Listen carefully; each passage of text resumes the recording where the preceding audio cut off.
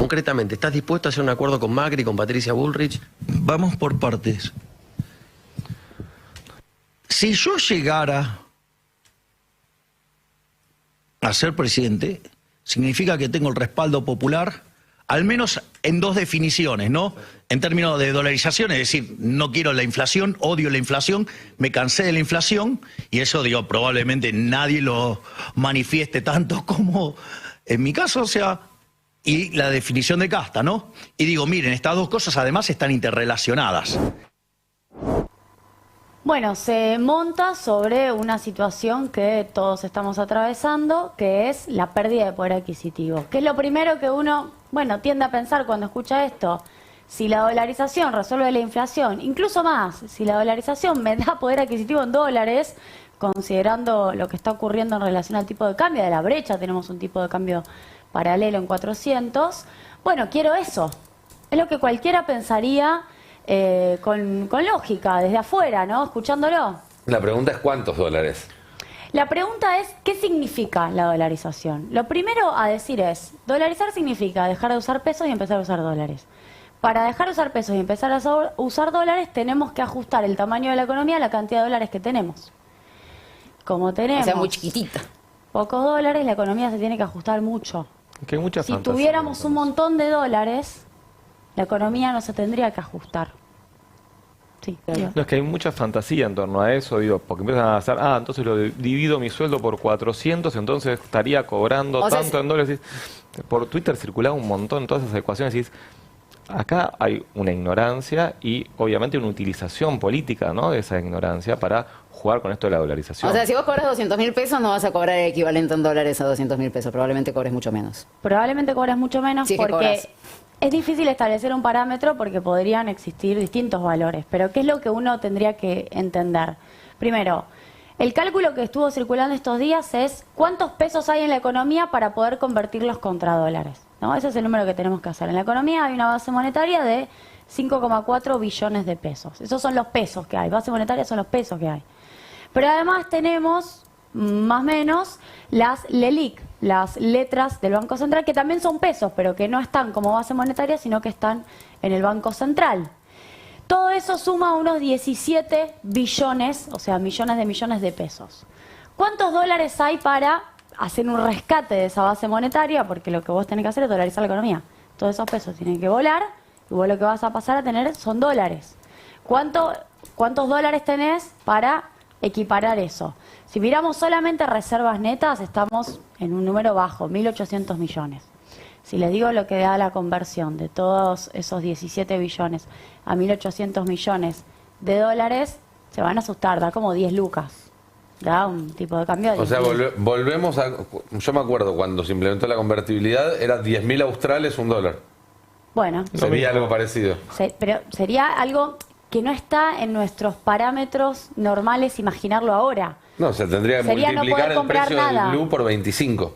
Sí, no poder comprar nada. No, en términos concretos es ir al súper y no poder comprar nada, porque eso es además pasaje a precio. Además eso. Si uno, mi ley dice, si hacemos eso se acaba la inflación, pero el golpe inflacionario que tendrías al principio sería tremendo. Con un saqueo fenomenal inicial, se acaba la inflación. Primero un saqueo inicial en donde no tenés nada, no tenés un mango. Y después se supone que el tipo de cambio, digo, la convertibilidad, que no fue una dolarización, la convertibilidad fue menos, un paso antes. Sturzenegger quiso finalizar la convertibilidad con dolarización, pero fue un paso antes.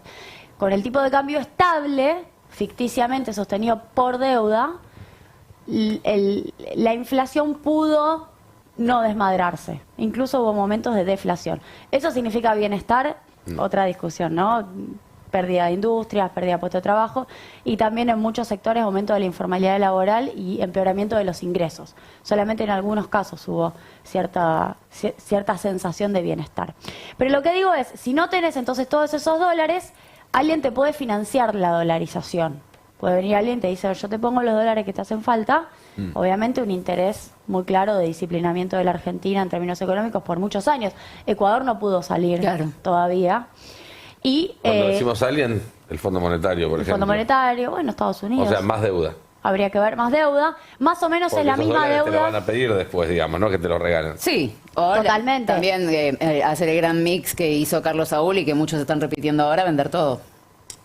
Podríamos hacer un gran proceso de privatizaciones. No tenemos lo mismo que teníamos igual al inicio de los 90 para vender, pero eso está en los planes de muchos, De muchos, seguramente. sí, sí. Digo, los números que también estuvieron circulando en un informe privado es que con 43.000 millones de dólares, prácticamente un nuevo préstamo del Fondo Monetario Internacional, dolarizás a 400, y si no con la mitad, dolarizás a 800, ¿no? Es decir, a 800 el tipo de cambio. Lo cual ya es una devaluación fenomenal. O sea, necesitas claro. 21.000 millones de dólares, igual tenés que ir a 800 el tipo de cambio. No hay manera de que salga bien para ninguno de los que estamos acá, ni para ninguno de los que están escuchando. No hay manera que salga bien en términos de ¿qué? En términos de poder adquisitivo, que es lo que finalmente importa. Por eso lo agarro por este lado, porque los que le escucharon recién a Milei deben haber pensado: yo necesito que mi bolsillo mejore, no aguanto más esta situación, inflación del 7,7% es inviable para cualquier familia en Argentina en este momento, que por favor una dolarización me estabilice la situación económica. Eso no va a ocurrir, y no va a ocurrir porque estamos hiperideologizados, no, sencillamente porque Argentina no tiene la espalda en materia de dólares que requeriría una medida como esa para ser implementada sin un shock previo. Es decir, para decirlo fácil, solamente con un shock previo muy fuerte de pérdida de poder adquisitivo puede implementarse esta medida. Y además, eso es el primer paso, digamos, ¿no? El paso donde decimos, bueno, ojo, que no es que tu sueldo va a pasar el equivalente en dólares ahora y se va a mantener. El segundo paso es todas las empresas que no puedan sostenerse con esa nueva realidad económica, lo cual va a significar persianas bajas, desocupación. Digo, hay todo un proceso que se desata a partir del proceso de dolarización y del proceso de dejar de tener una política económica, porque básicamente dolarizarte es tercerizar en otro país tu política económica, que en el mediano y en el largo plazo tampoco hace que la situación sea atractiva, porque un Milei o alguien por el estilo te puede decir, bueno, sí, la verdad es que dolarizar es un golpazo, pero es algo que va a durar un año. Tenemos que tener un año de pasarla mal y después vamos a estar bien. Mentira. Sí, Hay otra realidad. Mentira, y además lo que la pasan mal son siempre lo mismo. Sí, ¿cuáles son los países que han perdido su soberanía monetaria? Es decir, tiraron a la basura su moneda y dijeron quiero una de otro país. Muy pocos, digo. Acá tenemos el caso de Ecuador en la región, pero uno mira Islas Marshall, Micronesia, Palaos, El Salvador, Timor Oriental, Zimbabue. Claro. No son economías desarrolladas de esas que queremos, No. que queremos copiar. Y tampoco son... países de bajos ingresos y reprimarizados. Y tampoco son países que tengan las condiciones que tiene la Argentina. Son países que no producen alimentos, que no producen energía, que no tienen minerales estratégicos, que no tienen una industria propia. Digamos, son países cuya matriz económica es muy distinta a la de la Argentina. Es todo lo contrario a la de la Argentina. Sí, y además Yendo ahí al punto- la discusión de la soberanía, más allá de la cuestión económica de hoy, chumeo alquileres, ¿no? Todo dolarizado, hay poco todo dolarizado. Y estás hablando de $400 un alquiler, y la verdad es que si te dolarizan la economía, tu sueldo no va a alcanzar para pagar $400 un alquiler, no te va a alcanzar. Co-living, como le dice Larreta. Pero voy a lo simbólico. Digamos, vos tenés la bandera, tenés el escudo, tenés la escarapela, tenés el himno y tenés tu moneda. Estás entregando soberanía con todo eso. Digamos, no es solamente que no te va a alcanzar. Ya estás diciéndole una partecita del país, te la entrego a vos. Y no sabés cuánto tiempo va a durar. Vos lo decías, Juli. Ecuador no pudo salir. Ecuador no pudo salir. Hay notas voy a recomendar. Levi Yeyati, que estuvo criticando la vez pasada los créditos del Banco Nación, tiene algunas noticias diciendo el fracaso de la dolarización de Ecuador, unos análisis más que noticias. Búsquenlo, porque lo dice personas que quizás piensan muy distinto a nosotros. Y Economista del radicalismo, Uno de ¿no? los principales asesores Claro. de los candidatos radicales. Sí. Y también pueden buscar noticias de qué pasó en Ecuador después de la dolarización, en donde no resolvieron su crisis, y la cuestión de la inflación se puso por delante en un contexto en el cual quizás convenía salir de manera productiva. En relación a lo que decía Nico, algo que quizás es obvio, pero también hay que decirlo, nosotros al tener la posibilidad de mover el valor de la moneda, es decir, soberanía monetaria, no dependiendo de lo que decía la Reserva Federal de los Estados Unidos, sino dependiendo de lo que diga nuestro Banco Central, podemos definir cuánto protegemos o desprotegemos nuestra industria. Es decir, nos abaratamos frente al mundo, nos volvemos, si se quiere, definimos tener menos valor porque devaluamos la moneda y nuestra industria en algún punto está más protegida respecto de las importaciones. Si vale lo mismo nuestra economía porque funciona con relación al dólar, estamos compitiendo con una moneda que viene de una economía que tiene otro nivel de productividad, que tiene otro aparato productivo. ¿Y sabes cuál es la variable de ajuste ahí? Los salarios. Porque las commodities salen lo mismo en Estados Unidos que acá. La tecnología sale lo mismo o más barato en Estados Unidos que acá. Los bienes de capital salen más baratos en Estados Unidos que acá. ¿Qué es lo único que puede ser más barato que acá en Estados Unidos y que te dé algún tipo de competitividad en esas condiciones? El salario, la mano de obra. Sí, y se ajusta con destrucción del aparato productivo. Solamente va a quedar lo que pueda competir en dólares, es decir, al nivel del tipo de cambio del dólar, al que se fije, y eso va a ser la zona núcleo del agro, nada más. Como de hecho pasaba en los 90 la convertibilidad, único sector que logró, sobrellevar la situación. Digo, es importante manifestar esto porque si no caemos en una cuestión de que nosotros estamos muy obsesionados con que esto no funciona, pero hay que explicarlo. Y en relación a lo que vos decías del sistema sector inmobiliario, la moneda es medio de pago, unidad de medida, reserva de valor, ¿no? Tiene esas tres funciones. Unidad de medida es lo que, si querés, en algún punto ha entrado en crisis con algunos aspectos en donde la economía funciona midiendo en dólares, algunas variaciones, y no midiendo en pesos. Y medio de pago sigue siendo absolutamente pesos, no funcionamos en dólares, con algún caso del sector inmobiliario. Reserva de valor es donde entra en crisis. Es decir, de las tres funciones de la moneda, si querés, están cuestionadas.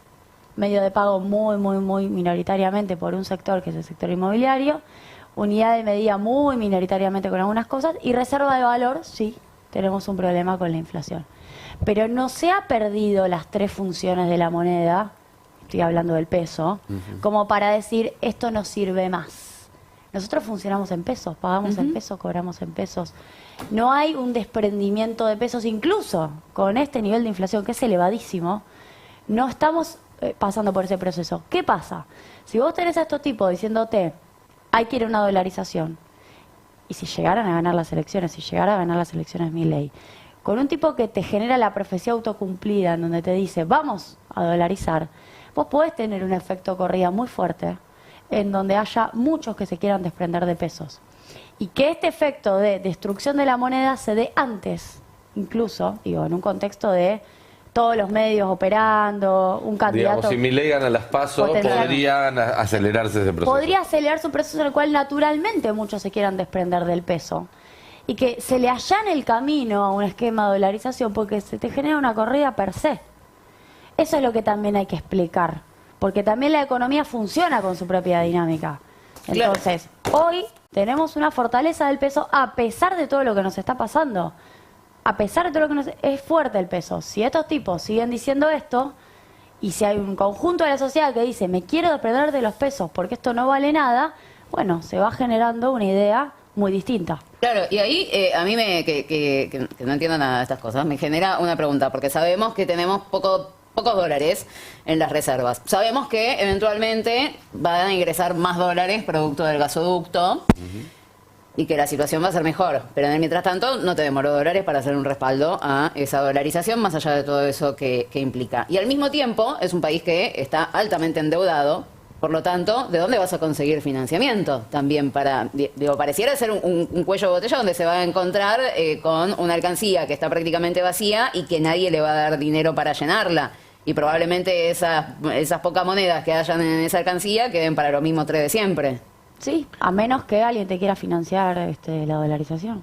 Claro. Déjame hacerte una acotación política, si querés, para redondear el concepto.